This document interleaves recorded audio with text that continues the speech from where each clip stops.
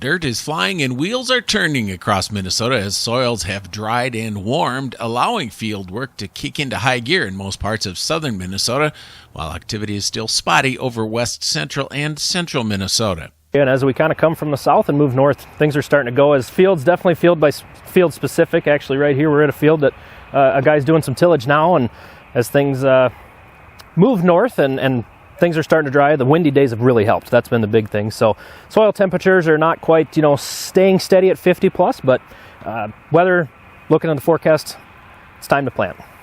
Heavy snow, spring rains, and cool conditions delayed the start of field work in many areas, but with conditions improving, there's still ample time for growers to get seed in the ground and achieve maximum yields. I think we're still doing just fine. Last year, looking back, there's a lot of guys that didn't get going until the 6th or 7th for their first fields, and guys started, depending on where you're at, as early as last week, late last week. Some guys maybe pushed the envelope, or they had drier conditions, so they started even a little bit sooner than that.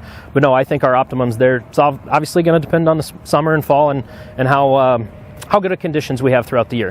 USDA's most recent planting progress report shows Minnesota has just 5% of the corn crop in the ground compared to the 5-year average of 23%. Minnesota farmers have planted just 1% of the soybean crop.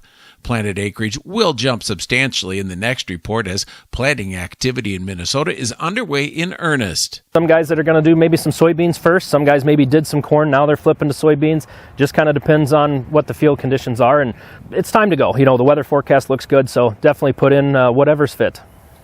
This is Dan Lemke reporting.